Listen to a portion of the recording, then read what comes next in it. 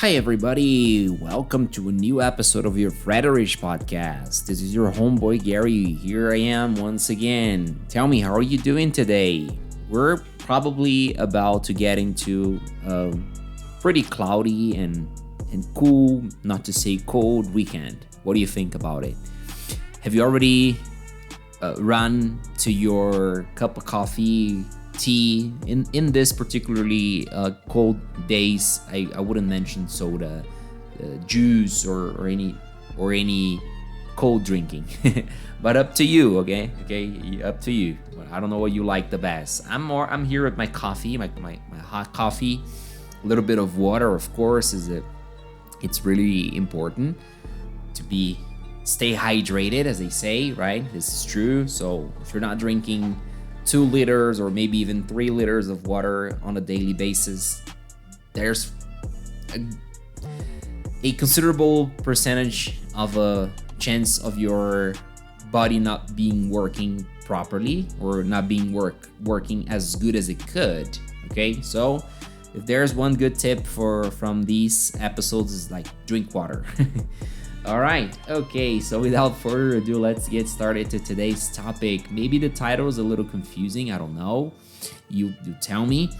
But yeah, today I want to talk with you guys about the contrast, the difference, not to say the contrasts in plural, between corporative world today versus corporative world, say 20 years ago. Okay, I don't even want to go any further in the past, like 50 years ago. No, 20 years ago. Okay, 2004. All right. So yeah, if you're older than 30, you were a teenager just like me at the early 2000s. Okay, probably and hopefully not young, not old enough to be working. All right, at least not in the corporative world, I would say. Maybe as a minor apprentice, or maybe working with someone in your family, helping your parents, I don't know. But not old enough to have memories from, and to being able to make a clear contrast. But the point here is, we don't even have to go any far in the past, any further, as of 20 years. 10 years should work.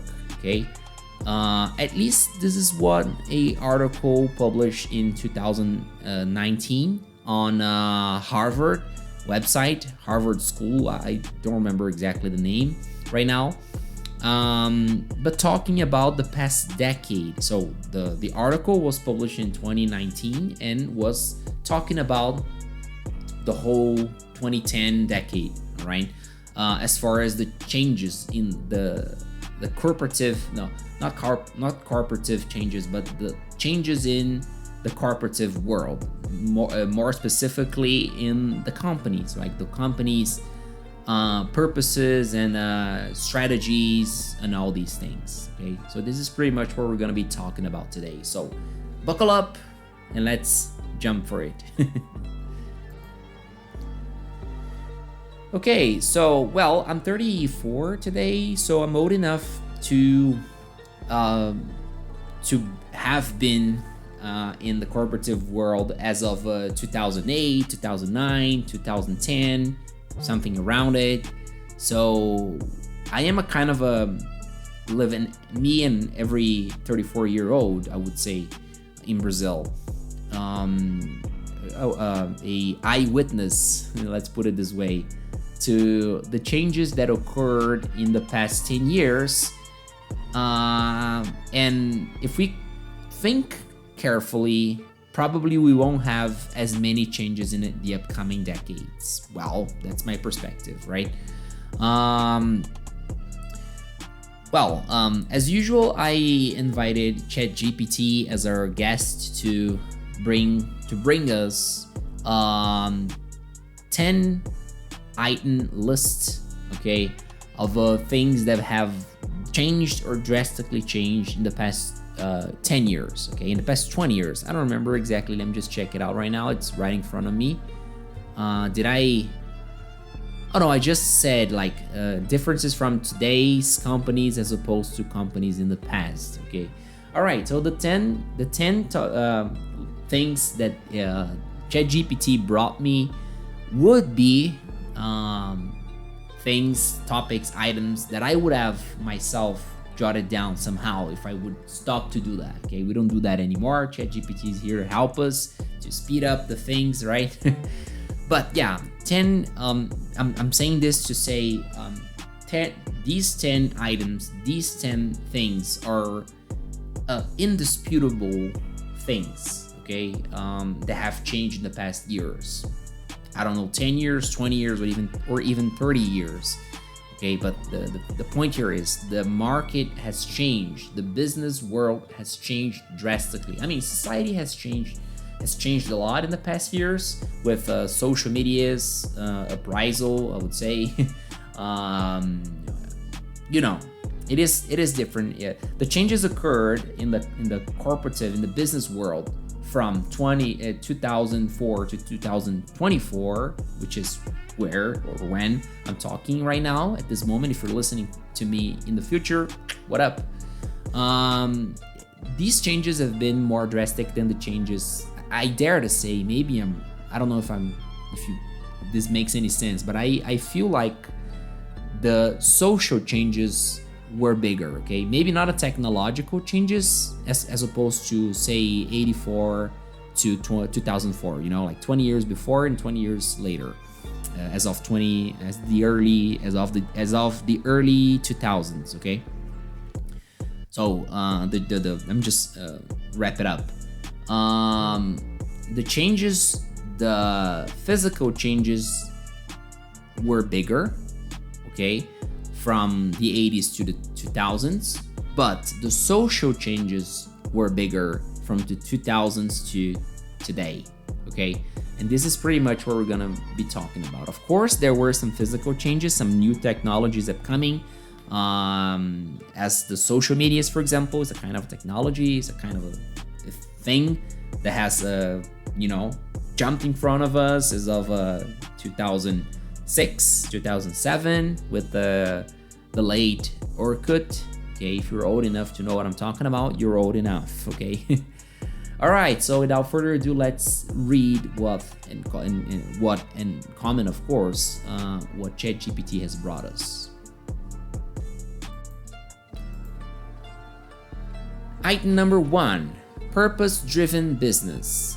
Companies are increasingly emphasizing a higher purpose mission beyond profit, focusing on social and environmental responsibility. Well, I dare to say that lots of it, a big proportion of it, is strategy, okay?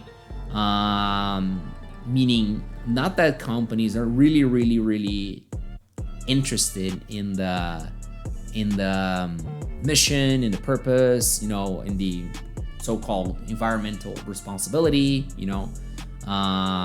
that's what I believe. But on the other hand, I think that there is a bigger concern, a bigger preoccupation, let's use this word, towards protecting the environment, okay? Because let us be honest, water is hitting our feet, basically, like, or not to say our knees or even our waists. Right? That's it. Like companies inevitably have woken up, I would say, opened their eyes to the fact that the planet must be protected. Otherwise, we all, society, humanity, may have serious trouble in the future. Okay. But I hope I'm wrong, of course, but I still believe that at least 60% of it is like to be good at the picture, as we say in Portuguese, to portray a good image, to play the good guys, okay, better than nothing. Yeah, better playing the good guys for the wrong reasons than not doing the right things when you need to. That's what I think. Item number 2, digital transformation. The pervasive use of technology has transformed business operations, communication, and customer engagement, requiring companies to adapt to digital platforms and tools.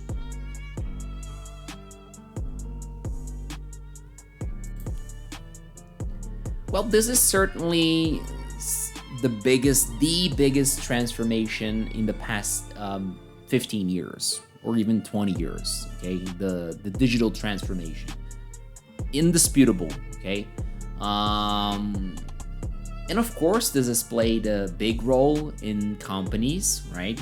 In society, first of all, and then consequently in the way people work.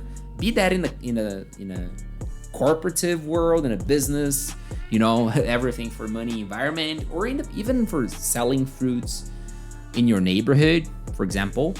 Okay, and this, of course, has required, as the text I just read says, companies to adapt to it, to start working with it. One interesting difference, regarding this transformation, I'm gonna keep repeating this word, is the way companies are recruiting employees. Okay, I don't know if you realize that, but what you post on your social medias may be analyzed by the HR personnel, like the people that are about to hire you. They're gonna try at least to get something from your social medias, from the things you write, from the things you post, from your pictures, because guess what? They say a lot about you, and they're not wrong about it. I would say it's a good strategy to know.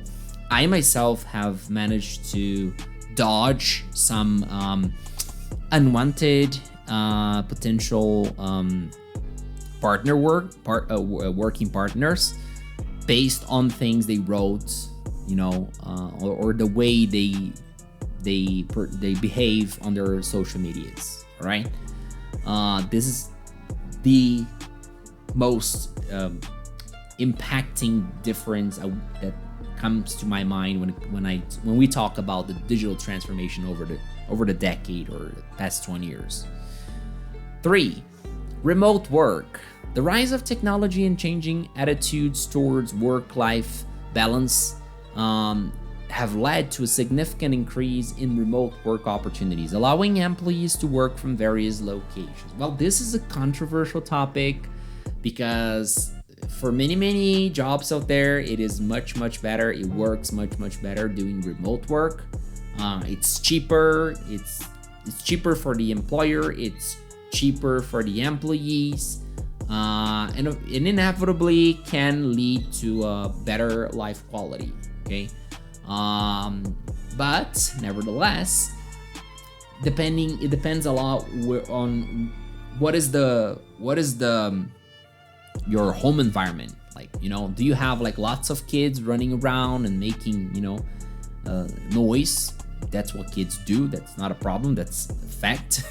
Okay, because this will affect. I'm just bringing this example, but there is a variety of examples towards like how important it is if you work remotely, that you can really work remotely, like your connection at home, the environment, the noise around, how much you can isolate yourself, because no news here, guys, but depending on the work you do, you have to be completely isolated, to preserve your concentration. Okay, and that's it. Point number 4, globalization. Businesses operate in a more interconnected and globalized world, facing increased competition and opportunities on an international scale. Yeah, this is another thing that has clearly changed in the past 10-15 years, right? The world is more and more globalized. Things that happen in the other side of the planet end up affecting us, and it doesn't usually take long to affect our lives here, to affect our jobs, our businesses, and everything. One quick example is the COVID-19. I don't even know if I can say this word without bringing any issue to this podcast, but that's it. This thing started off in China, and couple of weeks later it was all around the world, right? So not only um, not only social things occurring on the other side of the planet affects us, but also physical things like virus or something like that. Point number 5, data analytics. The availability and importance of data have grown exponentially, leading to a greater emphasis on data-driven decision-making and analytics in business strategies. Guys, you have no idea how much everything today comes down to numbers, okay? Or can potentially be translated into numbers, okay? And these numbers, of course, on reports, on the table, or on an iPad, you know what I mean, in front of the decision-making people, okay? Because data analytics, technology can track our steps, and no matter how much you try to run from it, that's it. That's the new world, I would say, right? Hopefully not Brave New World of Otto Huxley, but but a new world, certainly, right? There's no way to run, I would say. If you want to be part of it, if you want to work in a big corporation, you will be tracked, And this is not something necessarily, I hope I don't regret saying that. I hope if I change my mind, of course, okay, not a problem. But I hope I don't regret saying that, but I don't think this is necessarily something bad. This isn't necessarily a negative thing, okay? Because you can use that in your favor, okay? You can see, for example, how many calories you're consuming during the day. You can see how much you need to exercise in case you're not someone prone to doing that, in case you need someone or something, in this case, to tell you when, how, and how much you should be doing it. And many other things. To control your life is even easier, to track your own personal whereabouts, I would say, like where you've gone, how many kilometers you have driven this month, and what was the carbon print.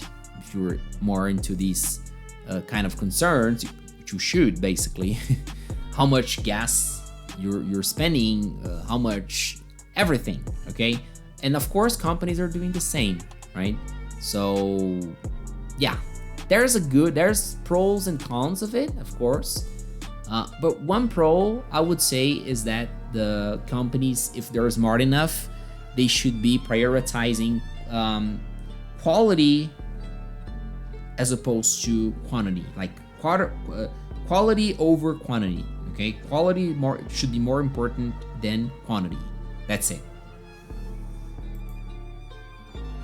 Point number 6, agile methodologies. Companies are adopting agile methodologies to enhance flexibility, responsiveness, and collaboration in project management and product development. Yeah, that's true. That's basically a complement of topic number 5, data analytics. This is what I just finished the 5th part, the part number 5, saying like quality over quantity, right? Okay.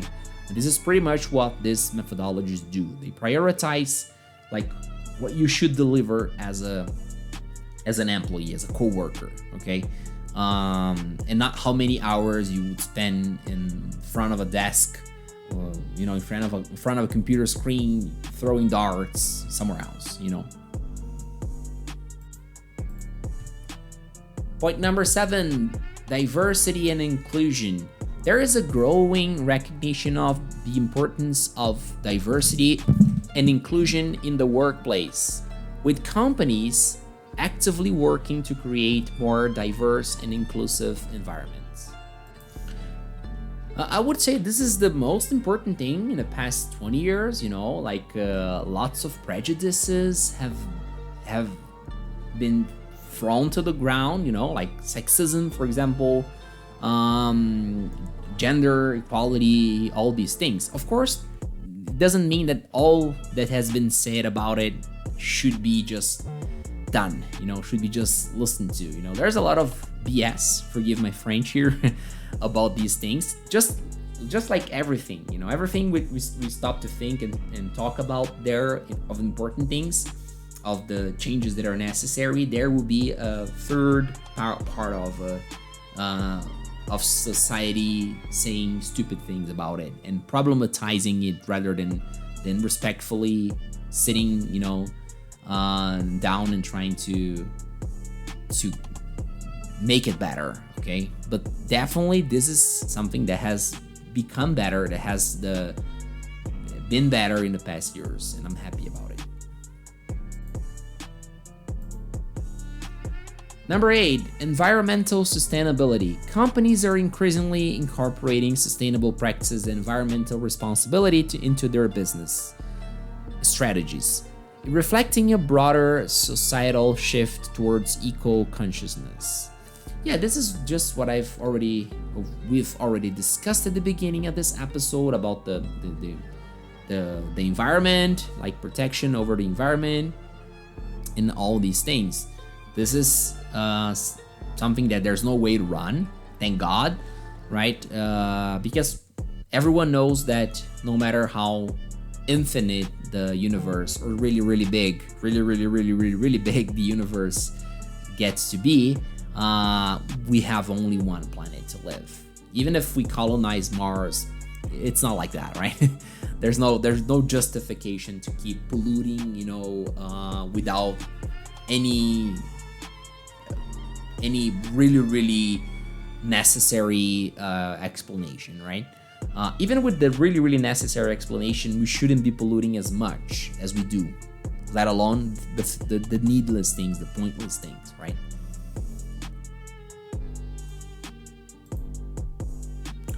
Number 9, rise of e-commerce. Traditional retail models are being challenged by the rise of e-commerce, with companies adapting to online sales channels and changing consumer behaviors. I really doubt you right now listening to this episode at this moment. I really doubt you never bought anything online in your life. No matter how old you are, I don't know if you're in your 40s, in your 50s, you have bought something online, right? And you're probably gonna buy more and more in the upcoming years, because this is a trend. This is a market trend, right? Everyone's got a computer, or if not a computer, a smartphone, no matter how simple, how cheap, how old, but you have, okay? So digitalization is everywhere, to everyone. Unless you're really poor, but usually 99.9% of people in Brazil at least have one, and this is good. I love buying things online. It's like giving myself a present. That's what they say, that's what the meme says, and I totally agree.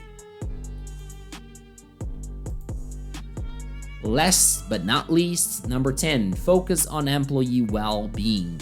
Organizations are placing a greater emphasis on employee well-being, recognizing the importance of a healthy work-life balance, mental health support, and overall job satisfaction. Guys, I couldn't finish it off in a better situation, on a better topic, right? This is by far the most important thing of the modern world, the most important achievement, why not to say victory, of society. The fact that the quality of the life quality of employees is being taken in consideration. Okay, this is good. This is a win-win-win situation. It's like the employee gets benefited, the company gets benefited, and society gets benefited, for Christ's sake. Because that's it. I don't know. I mean, like, when I look back in the past and I see stories of people, like, not that today we don't have them, of course, but at least it's considered morally wrong today, and it wasn't 20 years ago. Like, people go having burnouts, or even doing worse things. okay, or even dying because of stress. Working 14 hours a day was considered something normal 20 years ago. Like, from Monday to not Friday to Saturday, 14 hours every day was something normal. I mean, like, what kind of life does a person like that have? Maybe you're listening to me work that much, but like, you're gonna get out of it somewhere in the future, for a better position, I assume, I hope. But 20 years ago, it was like, oh, I'm gonna work like that until I get retired. I mean, I am old enough to remember I wasn't working, but I was talking to people, and I remember vividly them saying that, like, hey, that's it. When I get retired, then I'm gonna start living life. And I hope I'm wrong, but I would say that this doesn't work like that. If you spend like 30 years working 14 hours from Monday to Saturday, despite of 1 month vacation a year, your mental health, and of course inevitably your body health, your health in general, will be affected for worse.